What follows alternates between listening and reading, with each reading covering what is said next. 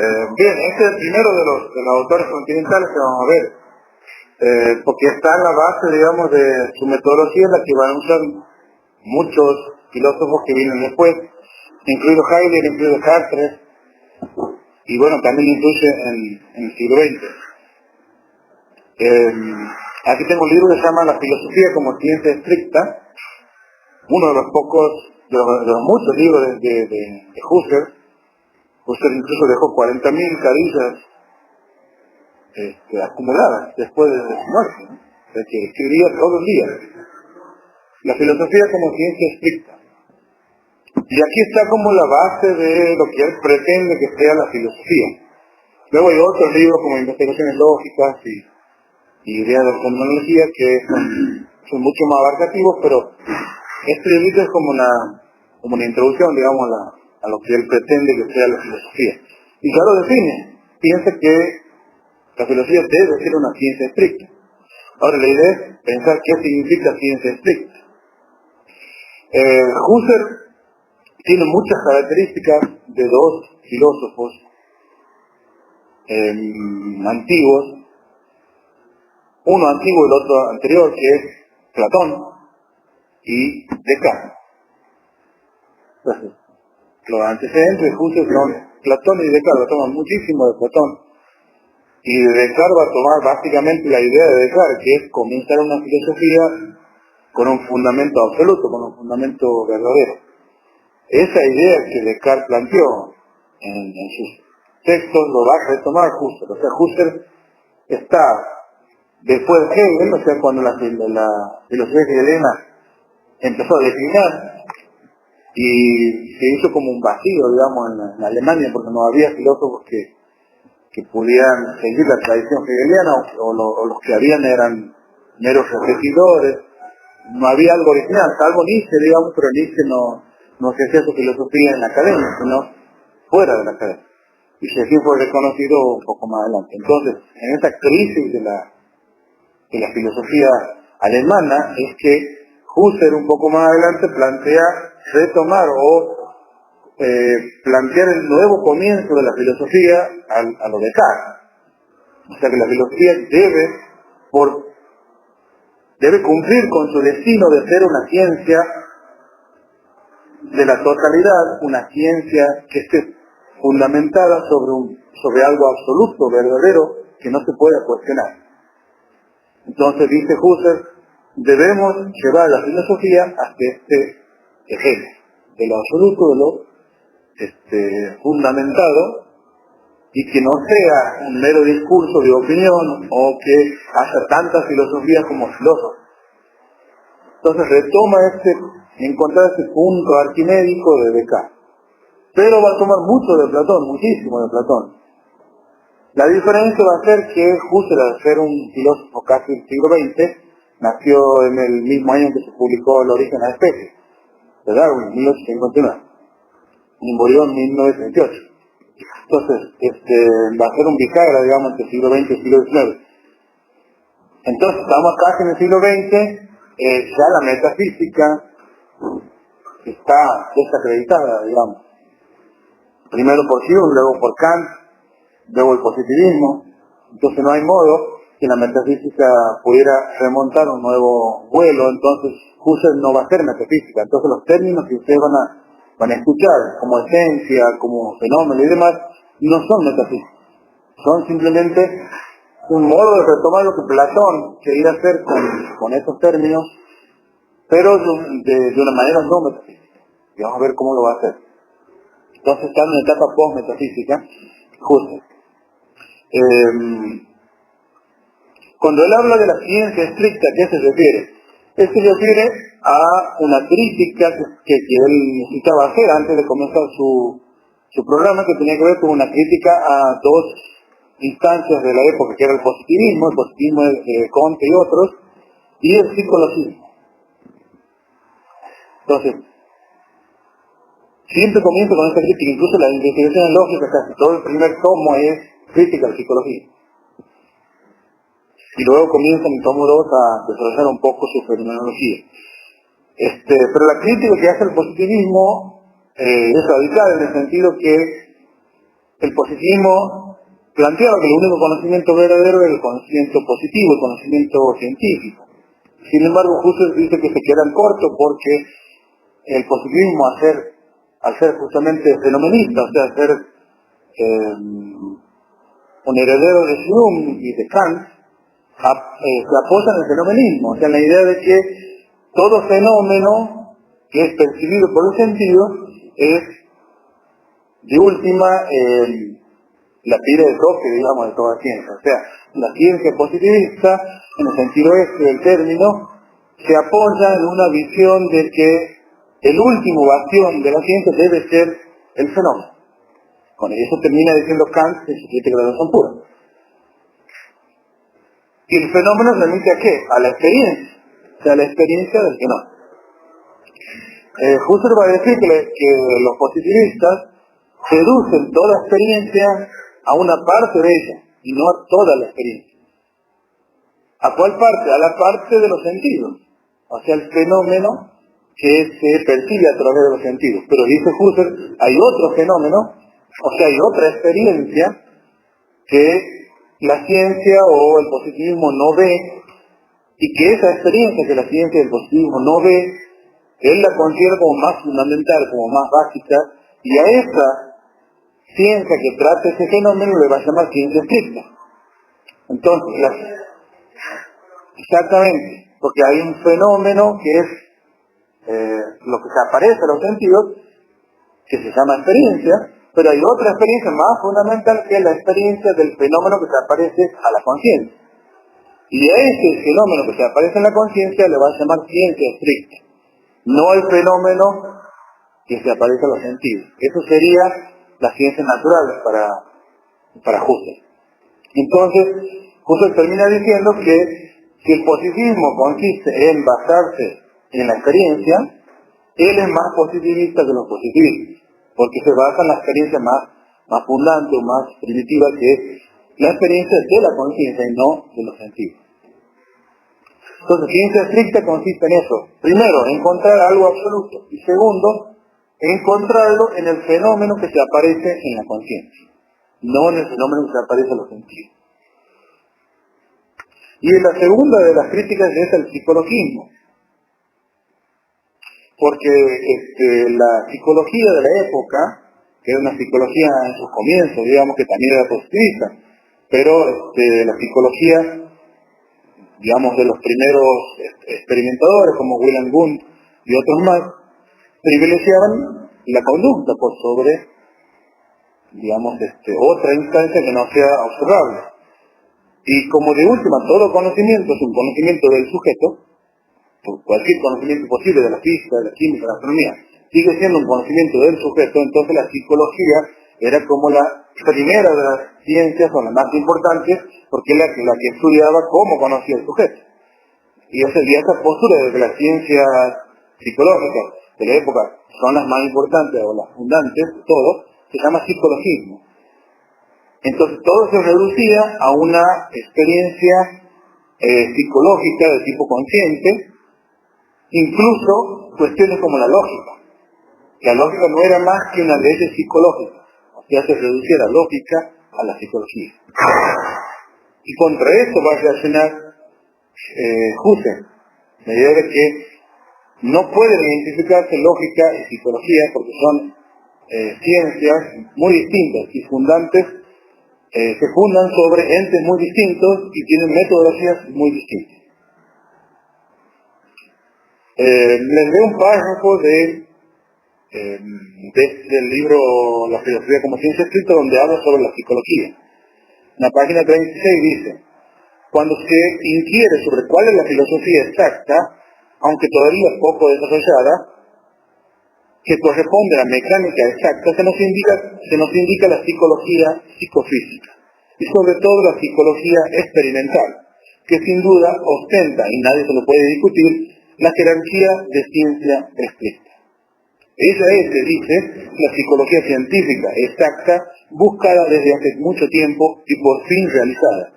Gracias a ella la lógica, la teoría del conocimiento, la estética, la ética y la pedagogía han adquirido por fin su fundamento científico y están en vías de convertirse en ciencias experimentales. Se dice además que la psicología estricta es evidentemente el fundamento de todas las ciencias del espíritu y también de la metafísica. Se admite que en lo que se refiere a la metafísica, ella no es el único fundamento, puesto que las ciencias físicas de la naturaleza participan en el mismo grado en la fundamentación de su doctrina de realidad, que es la más universal. Y un poquito más abajo dice: por lo tanto, la tarea de la psicología es estudiar científicamente lo psíquico en el complejo psicofísico de la naturaleza en que se da, determinarlo de un modo objetivamente válido y descubrir las leyes según las que se forma y se transforma, aparece y desaparece. Toda determinación psicológica. Bien, aquí está más o menos presente lo que les decía. En la época, la ciencia de las células que Dilthey decía que era la ciencia del espíritu. O sea que las que Dilthey había dicho que era la ciencia del espíritu, no sé si han leído Dilthey. Bueno, Dilthey dice que la ciencia del espíritu son aquellas ciencias que no son las naturales, sino las que se consideran sociales. Por ejemplo, la historia, la psicología, la sociología, la antropología, se les llama Dilthey ciencias del espíritu.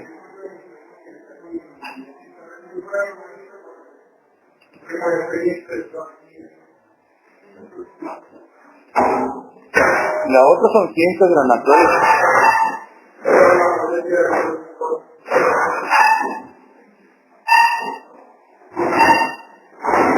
Si buscan Dilthey en cualquier lado, le va a salir inmediatamente esa división, digamos. Es algo muy clásico, digamos, aquí. Bien, entonces Husserl va a pretender que la lógica no puede ser reducida a la psicología. ¿Por qué? Porque para Husserl la psicología pertenece a las ciencias naturales, o sea, a las ciencias que investigan lo que tiene de experiencia de los sentidos. En cambio, la lógica no investiga la experiencia de los sentidos, sino la experiencia de otro tipo de ente que se puede llamar ente ideal o ente formal. Entonces no puede reducirse la lógica a la psicología. Porque de último la psicología estudia al sujeto cuando está pensando, cuando está realizando un tipo, digamos, de ideación. Pero nunca va a llegar la psicología a investigar las formas de razonamiento del sujeto, que esas para Husserl son universales, quiero usar la palabra objetivo, pero en realidad después lo vamos a modificar. Vamos a decir objetivo, pero después modificamos eso. En cambio, las ciencias psicológicas estudian lo subjetivo del sujeto, no lo objetivo. Contra estas dos, entonces, posturas, Husserl va a reaccionar. Y va a reaccionar intentando fundamentar la lógica fuera de la psicología e intentando fundamentar una nueva filosofía que tenga una base absoluta, que nadie la pueda cuestionar, y transformarla por fin en una ciencia extrema. Este sería, digamos, el recorrido que debe hacer Husserl para llegar ahí. Entonces,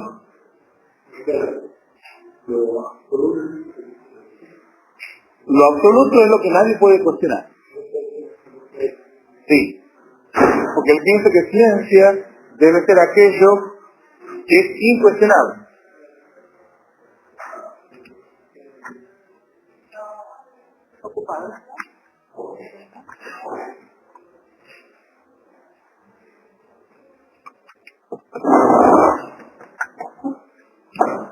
Luego va a ser una división entre que nos va a servir para pensar la fenomenología de Husserl. Va a ser una división entre hecho y esencia. Para Husserl un hecho es un ente sensible, algo que se aparece a los sentidos, digamos. En cambio la esencia es aquello que no se aparece a los sentidos, sino que se aparece, digamos, a la conciencia en una forma lógica, en una forma ideal, formal. A eso se le va a llamar esencia. En cambio los entes sensibles aparecen en los sentidos y son hechos. Entonces la distinción entre hechos y esencia, la ciencia de los hechos y la ciencia de la esencia. La ciencia de la esencia son la fenomenología, la lógica, la matemática, la geometría. En cambio, la ciencia de los hechos son las prácticas, digamos, incluida la psicología en este caso, las otras ciencias prácticas.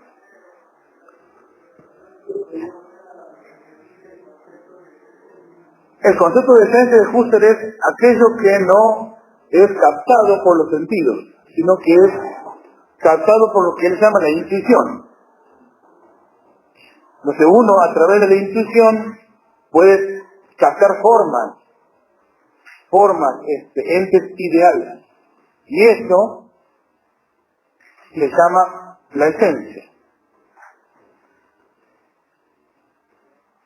Igual más adelante todo esto va a estar, los números, las formas, todo lo que sea ideal, en el sentido del término que está usando como formal, eso es la esencia. Fíjense que no tiene un uso metafísico, porque para Husserl lo ideal es irreal, o sea, no es real. Lo real son las cosas, o sea, para Husserl la ontología es, lo real son las cosas, lo que existe en la naturaleza, digamos. Los datos de la conciencia son datos ideales y por lo tanto irreales, en el sentido de no ser real. ¿Por qué? Porque él no piensa como Platón, que existe algo fuera del sujeto llamado el ser ideal, no, o la idea como ser. Está en el sujeto. Ahora está de un modo en el sujeto, no de un modo psicológico, sino de un modo lógico. Entonces es real, en el sentido que si esta mesa es real, una forma o un número es irreal. Y esa es la única definición que da, no es que irreal es algo que no exista. Existe, pero bajo esa forma, digamos, bajo forma de lo ideal o lo formal. ¿Cómo? Es que sí son entre los dos, pero la idea es que él quiere separarse de la metafísica. La metafísica consideraba esos entes como reales. Husserl no los considera. Entonces, hecho y esencia. Otra cuestión que hay que retomar para entender a Husserl es la definición de fenómeno. Porque si la ciencia es ciencia de esencias, la esencia no se presenta sola ante la conciencia, se presenta bajo un fenómeno. Porque la misma definición de fenómeno significa la forma de presentación de las cosas. O sea, las cosas se presentan bajo la forma de fenómeno. Cuando veamos Heidegger, vamos a ver cómo traduce Heidegger fenómeno. Pero por ahora está usando el mismo sentido que va a usar Heidegger el fenómeno. Que es la forma en que se presenta algo ante los sentidos y ante la conciencia. Es muy distinta al fenómeno de Kant, porque Kant trataba el fenómeno como lo que no era la cosa en sí. O sea, como aquello que estaba dispuesto para ser conocido. Pero había otra realidad, que era la realidad de la cosa en sí, que no podía ser fenómeno. El noumeno. Entonces, esto queda superado, digamos, por Husserl, porque Husserl dice, el noumeno es fenómeno también. No tiene ningún sentido separar fenómeno y noumeno. Todo lo que se presenta de algún modo. Y eso, que es el modo de presentación, se llama fenómeno. Entonces no existiría la cosa en sí, que es fenómeno. Todo es fenómeno. La única diferencia es que hay fenómeno para la conciencia y fenómeno para los sentidos. Nosotros no vamos a ir al fenómeno para los sentidos, sino al fenómeno para la conciencia. Entonces, la esencia no viene sola, viene con un fenómeno. Eso también es importante. La esencia viene siempre acompañada por un fenómeno, que es la forma de presentación que tienen las cosas. ¿Cómo?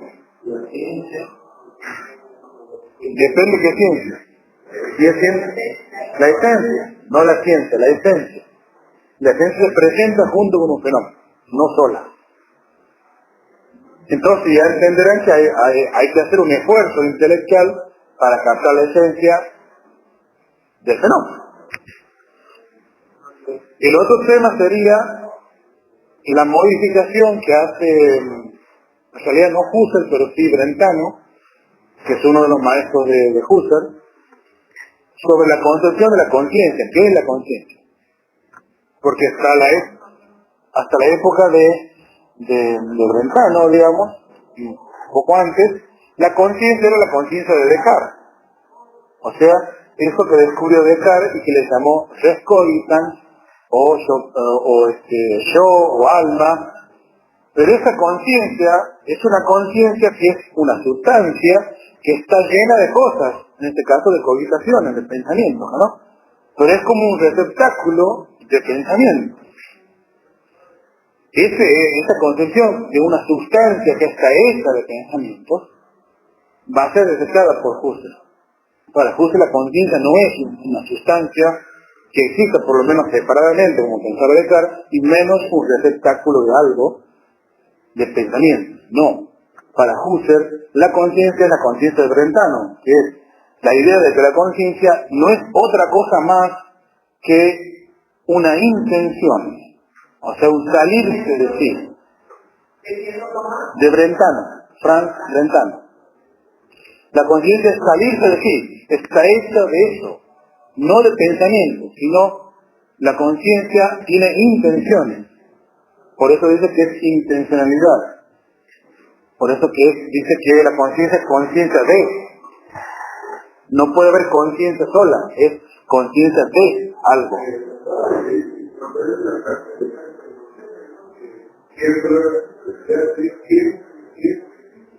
O sea, mi intención es...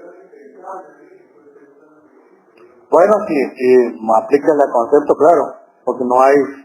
El pensamiento o el pensar es una intención. Porque hay mucho... Claro.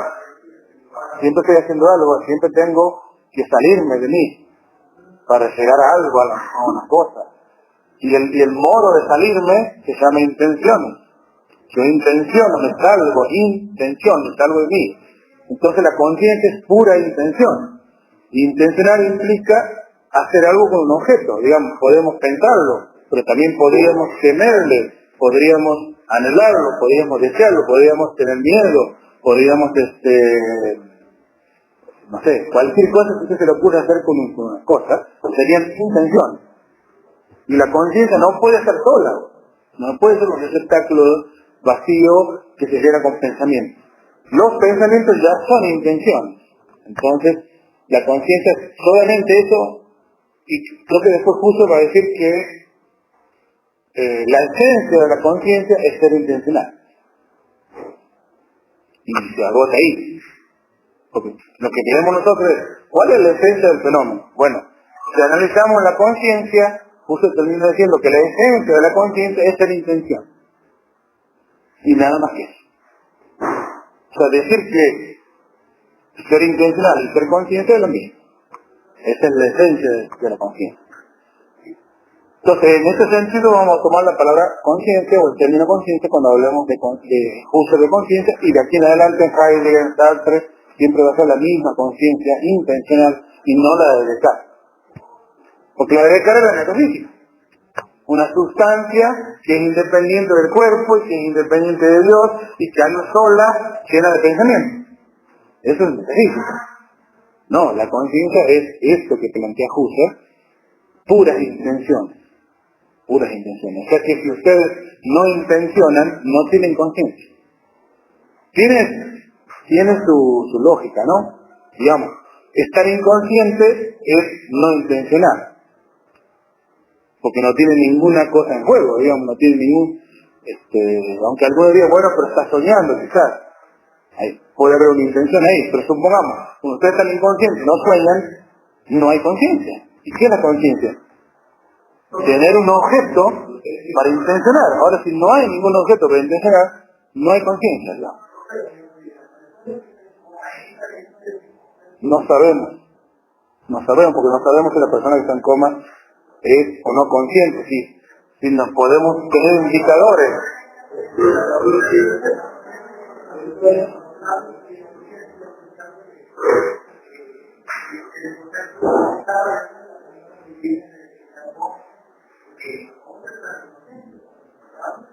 Bueno, para estar inconsciente está claro que no intenciona. Pero digo, no podemos saber, salvo tener indicios. Cuando depende que coma también. No es lo mismo como uno que como cuatro. Pero digamos, los indicios nos pueden llevar a nosotros a que no estamos conscientes. Así como yo puedo...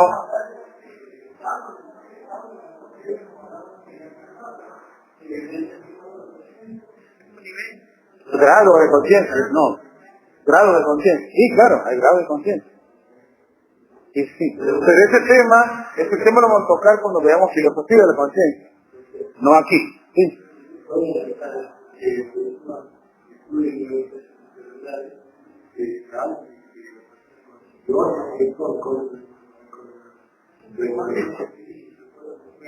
Bueno, pero ahí está, no sabemos hasta que se despierta.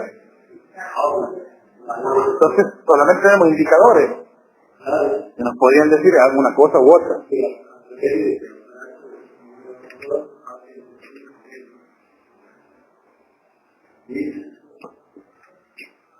Bien, entonces, conciencia, fenómeno, hecho, esencia, esa es la base de la filosofía de Husserl. Ahora, hemos dicho que toda esencia se va a presentar como un fenómeno, no puede presentarse sola, porque nosotros tenemos que intuir esa esencia. Entonces, Husserl aquí utiliza, fíjense, dos palabras o dos categorías de Platón. Una, eidos. Para Husserl, esencia es eidos, idea. Que dijo que Platón descubrió la esencia, descubrió la idea de que las cosas tienen algo en común. Y eso que tienen en común es el eidos, la esencia, lo que hace ser una cosa. Porque la definición de esencia es esa, lo que hace ser a una cosa. ¿Qué es la esencia? Definía Aristóteles. Lo que no puede cambiar, porque si cambiara sería otra cosa.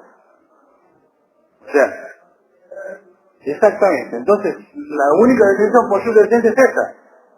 Es algo que hace que la cosa sea lo que es. Y eso lo descubrió Platón, porque Platón le llamaba eso eidos, idea. Entonces la misma palabra utiliza Husserl, idea, eidos, para definir esencia. Y la segunda categoría de Platón que utiliza es que en la filosofía de Platón, para llegar a conocer el ser, o sea, la idea, no se podía por medio del razonamiento, porque el razonamiento lo aplicaba a la ciencia. La episteme, que era la segunda del conocimiento de Platón más importante, era el medio de conocer la episteme es el razonamiento. Y la ciencia es la que razona. Entonces, Husserl dice, las ciencias naturales utilizan el razonamiento, o sea, la episteme. En cambio, la dialéctica de Platón, o sea, conocer la idea en Platón, no era por medio del razonamiento, sino por medio de la intuición. Y que Platón llamaba intuición intelectual, o sea, solamente se podía tener al objeto presente en la conciencia, la idea. No necesitaba razonar. Ahora, para poder llegar a eso, tenías que haber pasado por la ciencia. Eso era Platón. Pero aquí lo toma Husserl diciendo, de la misma manera, yo no puedo, por medio del razonamiento, llegar a la esencia, sino que la esencia se intuye. Hay una intuición de esencia. Entonces, ahí toma la categoría de Platón. O sea, las intuiciones son lo que me permiten a mí reconocer la esencia. De así que va a separar los entes en regiones, y estas regiones van a estar separadas por el método que yo utilizo para llegar a ese ente. Por ejemplo, las ciencias tienen su región del ente o su región del ser. Digamos, si hablamos de ciencias físicas, la región del ser serían el movimiento, las energías, la materia. Si hablamos de otra región del ser, como la biología, ahí el ente sería digamos, la materia viva. Si hablamos de otra ciencia, astronomía, ahí la región del ser implica los astros, que pueden ser estrellas, pueden ser planetas, pueden ser cometas y demás. Entonces, hay regiones en las ciencias que agrupan ciertos entes. Y eso le llama Husserl regiones del ser. Y eso le llama ontologías del ser. Entonces, las ontologías de la ciencia se pueden llegar por un método que es de razonamiento. Él le llama la abstracción. Yo llego a percibir el ente de la física, o el ente de la química, o el ente de la biología, por medio de la abstracción. En cambio, las ciencias estrictas, la fenomenología, la que entendía Husserl, los entes eran entes ¿cuáles? Formales, ideales. Y eso no se llegaba por medio de la abstracción, sino por medio de la intuición. Entonces, ahí se dividían las ciencias de la abstracción y las ciencias de la intuición. Hemos dicho que nos vamos a quedar con solamente las ciencias de la intuición, porque las de la abstracción son las ciencias naturales, según Husserl. Entonces, tenemos ahí una ontología formal que tiene entes ideales o formales que se intuyen, no se pueden razonar. Bien, dicho esto, vamos a entrar en la fenomenología. A ver cómo debemos hacer para llegar a ese conocimiento absoluto, a ese conocimiento verdadero, incuestionable. Bien, lo primero que podemos decir es lo siguiente, que aquí no nos va a interesar el mundo, sino la conciencia. Eso no implica que yo rechace el mundo, o lo anule, o lo niegue. No. Significa que no me va a interesar. Lo voy a dejar de lado. Lo que me va a interesar va a ser lo que te aparece en la conciencia, el fenómeno en la conciencia. A este tipo de operación, digamos, filosófica, Heidegger justo le va a llamar reducción. Hay que reducir. Y una de las reducciones implica reducir aquello que no es la esencia. Y ese tipo de reducción se va a llamar reducción eidética, tiene sentido, de la idea, de la esencia. Porque yo lo que quiero reducir es la esencia, entonces se llama reducción eidética. Consiste en reducir el fenómeno a la esencia. Porque a mí lo eidética, de eidos, no puedo escribir porque si no me tengo que ir y sale de aquí. Si quieren ustedes escriban en eidética, de eidos. La reducción eidética entonces sería el primer paso para comenzar a tener la intuición de eso.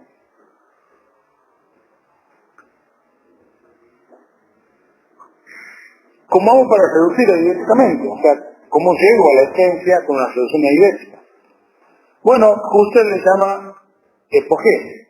Epogé es no negar sino separar, olvidarme, dejar a un lado, suspender. ¿Qué cosa? Aquello que no es el eidos, aquello que no es la esencia. Dejar de lado eso, pero no negarlo porque no puedo negar, pero sí dejar de lado, no me interesa eso. Entonces se hace una reducción mediante el epogé de aquello que no es esencia. ¿Y qué sería aquello que yo debo reducir? ¿Qué sería aquello que debo dejar de lado? Y bueno, y aquí está la cuestión de la lógica, o sea, de por qué Husserl le da tanta importancia a la lógica. Si la lógica es universal y objetiva, entonces yo lo que debo dejar de lado cuando hago una reducción eidética es aquello que pertenece al sujeto, que lo pertenece en forma de subjetividad, en forma de lo que es inherente al sujeto. Eso debo dejar de lado, porque lo que yo quiero intuir es la esencia, aquello que queda cuando saco de lado, o cuando dejo de lado, lo que es inherentemente al sujeto. ¿Y eso qué implica? Bueno, gustos del sujeto. Implica deseos del sujeto, implica todo lo que el sujeto sabe sobre el fenómeno que quiere conocer. O sea que también hay que dejar de lado lo que yo estudié, lo que me vino de la tradición, lo que me vino de la historia. Entonces, la fenomenología lo que hace es dejar de lado absolutamente todo eso, para que yo pueda tener en mi mente, en mi conciencia, la esencia. Entonces, si estoy estudiando un fenómeno, digamos, cualquiera que sea, estamos viendo el fenómeno, no sé, de la educación. ¿Sí? Bueno, ¿qué hay que hacer? Bueno, hay que olvidarme de todas las teorías sobre la educación. Porque eso no es la esencia, eso es historia. Tengo que olvidarme de todos los conceptos de educación que yo sé. Tengo que olvidarme sobre lo que yo pienso sobre educación. Tengo que olvidarme, dejar de lado si me gusta o no me gusta la educación. Todos los conocimientos que vos tengas sobre eso, los tienes que dejar de lado. Toda la historia, todo lo que te han dicho, todo lo que vos has aprendido, todo lo que vos sientes sobre eso, tienes que dejar de lado. Porque eso es lo que contaminaría la esencia del fenómeno. Porque la esencia del fenómeno es una sola. Y aquí yo lo estoy interpretando a Husserl, que es lo siguiente. Husserl creo que está diciendo que quiero llegar a una ciencia estricta, absoluta, incuestionable. Si todos hacemos bien este paso, vamos a llegar a lo mismo. O sea, lo que va a quedar al fondo va a ser lo que tiene justamente de absoluto, de objetivo, de lógico, el fenómeno. Y eso lo podemos observar o percibir todos. Exactamente, si yo pusiera lo mío, ninguno llegaría a algo que sería incuestionable, absoluto y demás. Todos estarían poniendo sus subjetividades. Entonces la idea es que saquemos eso para llegar a una cosa en común. Y esa cosa en común sería el eidos del fenómeno. Entonces hay que olvidarse de todo eso. Si estamos hablando, ¿qué es el ser humano? Olvídense de todo lo que han estudiado, olvídense de todo lo que sepan, olvídense si les gusta o no les gusta el ser humano, si son misántropos, si son filántropos, si son todas las teorías antropológicas, olvídense todo. Quiero llegar a esta experiencia, ¿sí? Claro. Porque eso vos lo has adquirido en tu camino de vida, digamos. Y no lo has obtenido por medio de infusión de esencia, sino que lo has incorporado del mundo, de la tradición, de lo que han dicho otros, de lo que vos has pensado, de lo que vos sientes. Bueno, todo eso forman parte de un sujeto que es un solo sujeto que es distinto a todos los demás sujetos. Si yo tomara en cuenta eso, no podría ser nunca algo que sea común a todos. No sé. No sé. Yo les digo lo que usted plantea. Después veremos. Él dice que se puede, porque si no lo plantearía. Y esto solamente...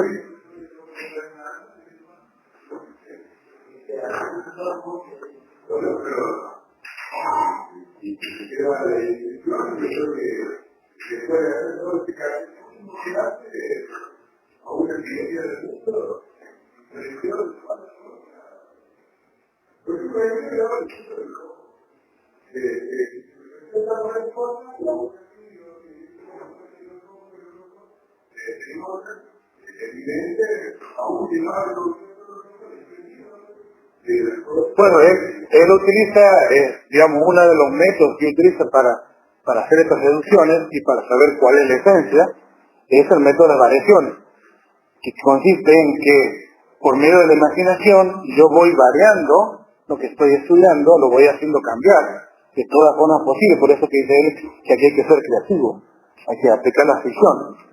Entonces lo puedo hacer variar. Entonces utiliza el ejemplo que plantea Juan, que es el color. ¿Cuál es la esencia del color? Le pregunta Husserl. Bueno, la idea es esa, tomar un color y empezar a variarlo con la imaginación de todas las formas posibles. Y ustedes pueden achicarlo, pueden agrandarlo, pueden poner en forma distinta, pueden hacerlo más brillante, más mate, más oscuro, más claro. Dice, todas esas variaciones no agotan o no sacan la esencia del color. En cambio, si yo al color digamos, lo achico de tal punto a que se hace un puntito, ya no queda el color, desaparece el color. Digamos, tenemos en mente un círculo rojo. Yo puedo hacer lo que quiera con el círculo rojo. Ahora, si yo al círculo rojo lo voy haciendo cada vez más pequeño, hasta llegar a un punto, ¿qué pasa? Desaparece el color. Entonces, dice Husserl, ahí me estoy dando cuenta que la esencia del color es tener extensión. Hacer una superficie sobre la cual caiga. Sin eso, no hay color. No es la esencia ser más claro, menos claro, oscuro o romboidal o circular. Es que tenga extensión. Exactamente. Yo digo cosa material. ¿Cuál es la esencia de la cosa material?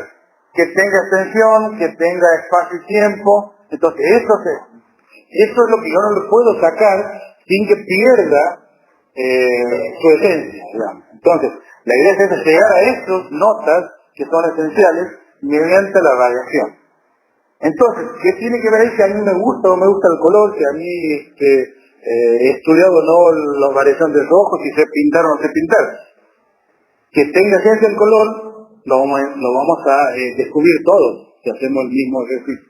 Entonces, esto es esencial y esto está fuera de la subjetividad del sujeto, digamos. O sea, no es inherente al sujeto, es una cosa que está con el fenómeno y se llama el leído del fenómeno. Y así, digamos, yo quiero hacer este fenómeno de religión. Bueno, puedo hacer variar como yo quiera, hacer religión con culto, sin culto, con las doctrinas, dogmas que ustedes quieran, presencial, semipresencial, lo que ustedes quieran. Ahora, ¿cuál sería la esencia de la religión? Que haya una divinidad, por ejemplo. Estoy diciendo cualquier cosa, pero por ejemplo. Entonces, si yo le saco la divinidad, pierde esencia de la religión. Entonces estoy encontrando con una nota esencial, que es lo que fuera de la religión debe tener una divinidad. ¿Listo? Entonces, fíjense que eso implica que yo lo puedo llegar a encontrar, a esa esencia, así me gusta o no me gusta la religión, así sea ateo, sea cristiano, sea musulmán, o sea lo que es religión. O sea, lo que justo me parece que está diciendo es, si ustedes hacen bien la religión idéntica, van a llegar a la esencia del fenómeno. Y eso, para eso tienen que sacar de lado la subjetividad, exactamente.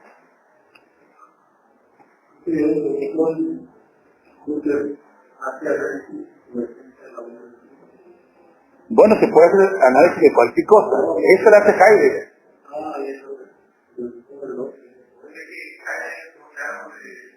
Puede que tome la base de Heidegger es justa. Sí, claro.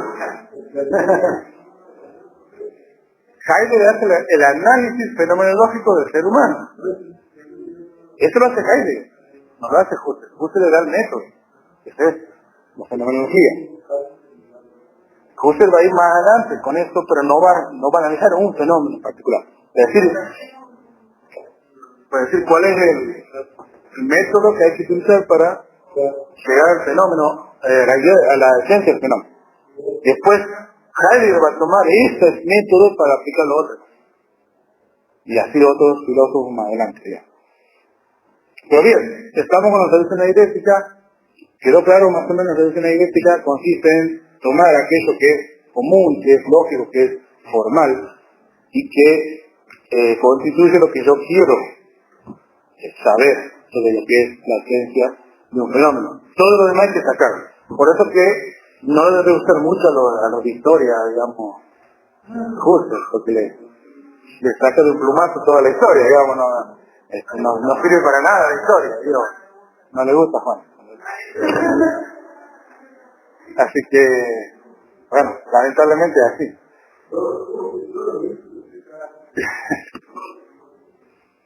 Entonces la historia de lado, la historia personal también y los gustos también.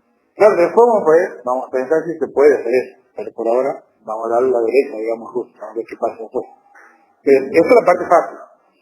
Después viene lo difícil. Que consiste en la segunda traducción. Eso es lo comprensible, digamos, lo más o menos entendido. Exactamente. Lo difícil de ahora, que es lo siguiente. Justo hace una diferencia entre actitud natural y actitud filosófica, o actitud fenomenológica, lo mismo. La actitud natural, él habla sobre aquella actitud que nosotros tenemos, todos tenemos, y que damos por supuesto cuando vivimos. ¿Y dónde vivimos? En la cotidianidad, digamos. Entonces, la actitud natural tiene la tesis, en que se llama tesis porque es algo que yo pongo, dice Husserl, la tesis del mundo natural. O sea, la tesis de que existe un mundo natural y que ese mundo natural está allí y que yo estoy dentro de ese mundo natural, de significados, digamos, de la realidad. Y eso se llama actitud natural porque yo no pongo en duda eso. Yo lo tomo como es y lo acepto como es. Incluso él dice, yo puedo, no sé, ver muy mal y pensar que está mi amigo en la esquina y no está mi amigo en la esquina, pero todo eso forma parte de mi mundo. Yo lo pongo a mi amigo ahí, aunque no esté, digamos, y después me doy cuenta que no estaba. Entonces, eso no implica que yo anule el mundo, simplemente digo, bueno, me equivoqué, pero todo lo demás lo sigo creyendo, dice Husserl. Entonces, la actitud es, hay un mundo allí, todo lo que está allí, yo lo creo, lo acepto y vivo ahí. Es el mundo de la cotidianidad. Es que el mundo para Husserl no es la colección de objetos, es, digamos, relaciones, entes, significaciones, todas conectadas por mí, mi mundo. Esa es la idea. Y esa es la idea que tiene después Heidegger del mundo, es la misma. Ese mundo de conexiones, no es el mundo de cosas que están allí. Es el mundo que yo fundo cuando establezco ciertas relaciones entre las cosas. Bueno, ese mundo yo lo doy por supuesto, por sentado y no lo cuestiono. Esa es una actitud natural. La actitud filosófica consistiría en intentar cuestionar eso. Y así donde entonces se entra en la segunda de las reducciones. Porque la primera reducción lo que hace es reducir el fenómeno a la eidos, a la esencia. La segunda reducción va un poco más allá, que consistiría en reducir el mundo natural. O sea, la actitud natural, la tesis general del mundo hay que reducirla. O sea, dejar de mantenerla por un momento, dejar de importarme, dejarla de lado, digamos, como si fuera que no existiera ese mundo. Dejarlo de lado. Y si yo dejo de lado entonces ese mundo y hago como si no existiera, ¿qué me queda? Me queda el fenómeno del mundo. O sea, el mundo como fenómeno. El ser fenómeno, digamos. El fenómeno del mundo. ¿En dónde me queda? En la conciencia. En la conciencia. Entonces, dice Husserl, fíjense que no perdieron nada, porque todo su mundo queda en la conciencia. Ahora, ustedes hacen como si no existiera afuera. Pero sigue estando todo su mundo en la conciencia. Pero ahora ya es fenómeno, ya no es el mundo natural con todas las cosas que existen, sino es el fenómeno del mundo. Entonces el fenómeno del mundo es lo que yo quiero llegar y olvidarme de que existe un mundo. No negarlo, sino por un momento hacer como si no existiera. Porque a donde quiere llegar Husserl es al otro polo de esto. Porque si hay un fenómeno de aquí, el fenómeno mundo, tiene que haber un yo del otro lado, que sea el que reciba el fenómeno. Pero como hemos visto que el yo no puede estar solo, ¿no? Tiene que estar volcado a la cosa. En el sentido de la cosa es el mundo entero como fenómeno. Entonces, ese yo volcado al fenómeno mundo, al ser fenómeno, ese yo es distinto, dice Husserl, del yo psicológico. Porque el yo psicológico forma parte del mundo. Está dentro de la actitud natural del mundo. En cambio, este yo, Husserl le llama el yo trascendental. Y este yo trascendental es distinto del yo psicológico. Porque el yo psicológico está dentro de la actitud natural. Ahora, ¿para qué quiere hacer el Husserl todo esto? Porque hemos visto que tenemos que llegar a una instancia que sea incuestionable, que sea verdadera, que sea absoluta. Y Husserl encuentra en el yo trascendental lo que él llama la conciencia pura.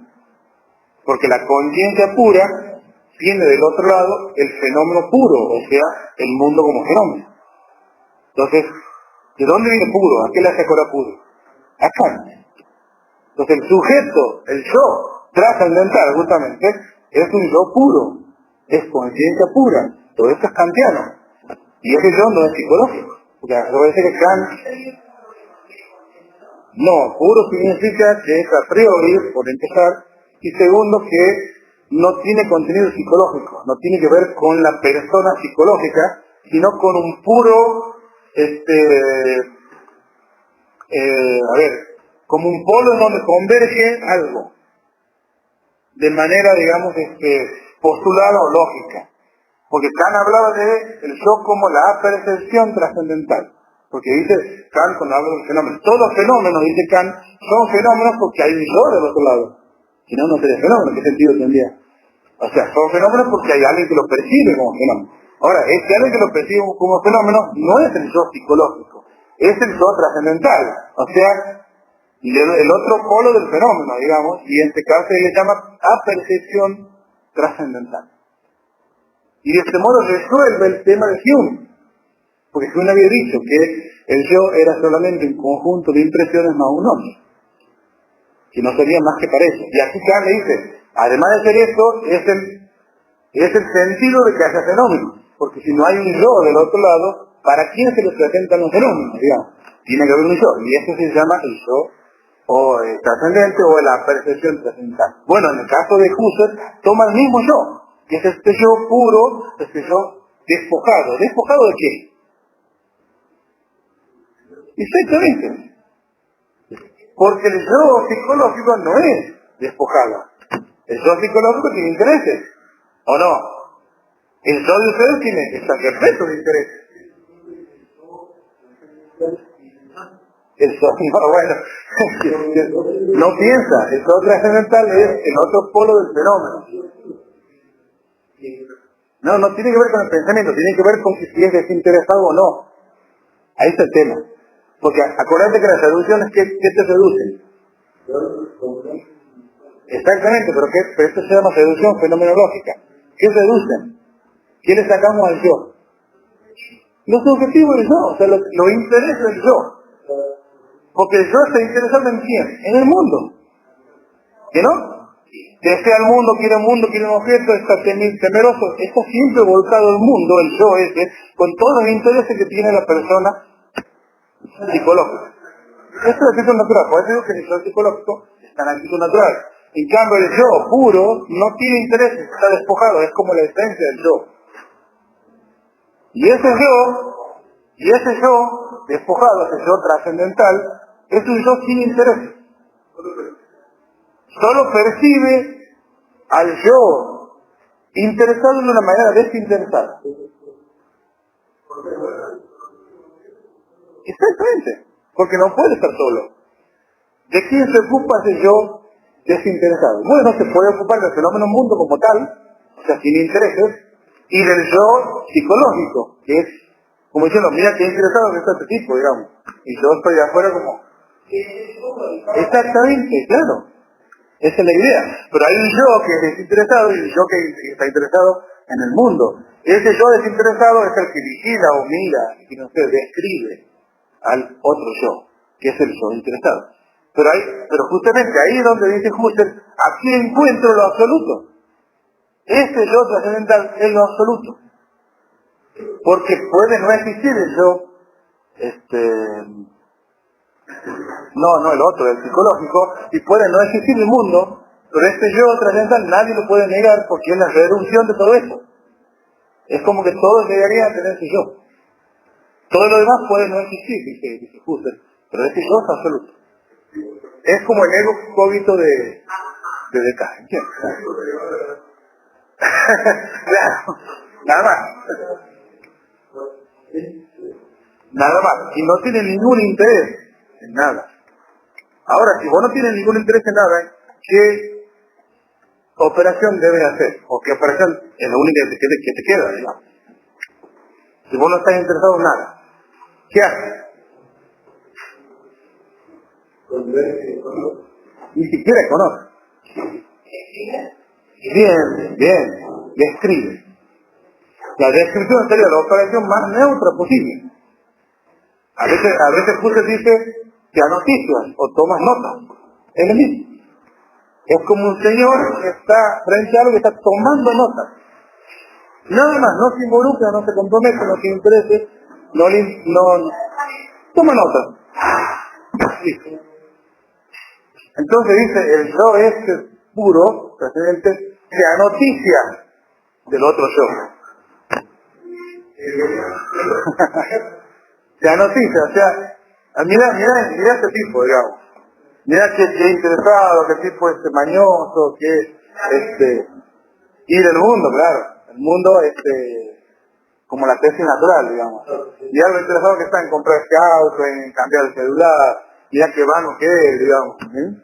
Bueno, ese es yo, desinteresado. Toma nota, que nos dice el otro. Describe. Entonces el método fenomenológico es descripción de esencias en la conciencia. Y también podemos decir que la fenomenología es describir al yo trascendental o puro. O sea, la descripción del yo trascendental o puro. Y eso es lo absoluto, se escucha. No hay más que eso.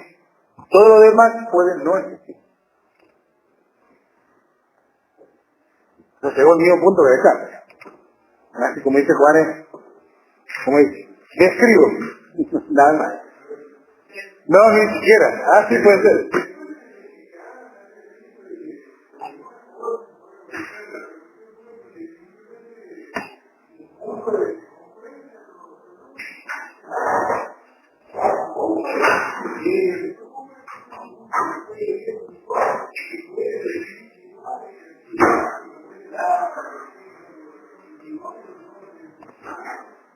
Es una ilusión persistente, diría Einstein. O sea, porque fíjate que después, eso no es nada, después aparece su vida otra vez, va a aparecer persona, o sea, la metafísica es muy persistente, digamos, muy tenaz.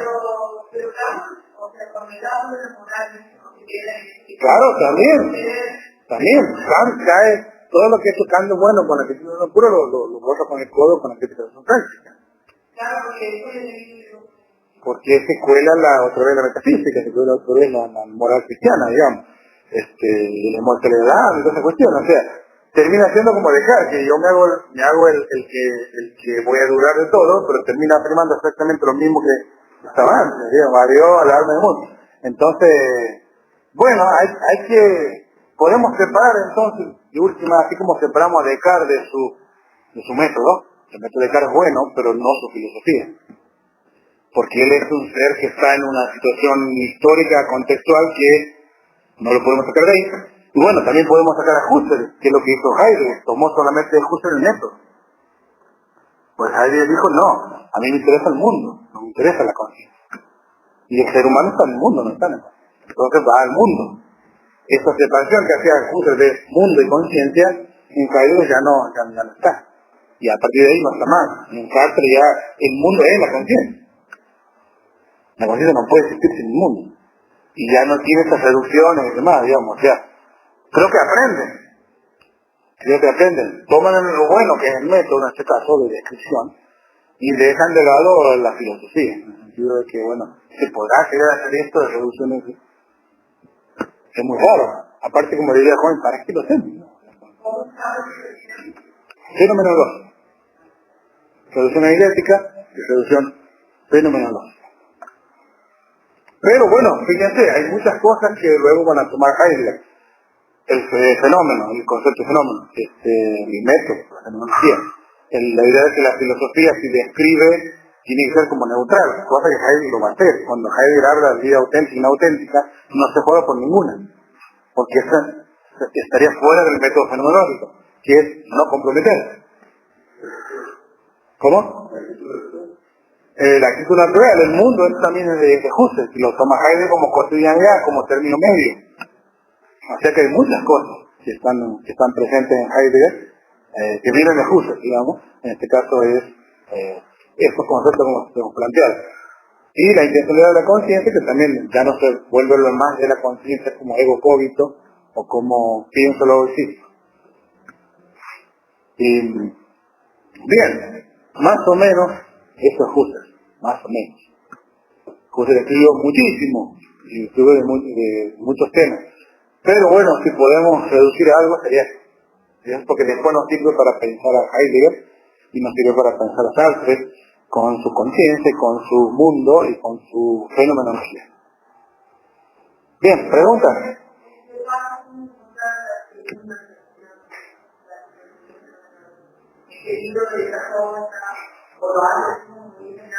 Sí, yo te diría que podrías ir a la idea de fenomenología. Este libro, ahí podrías encontrar la reducción fenomenológica. En investigaciones lógicas es muy pesado este libro, o sea, escribe muy mucho. como dice también,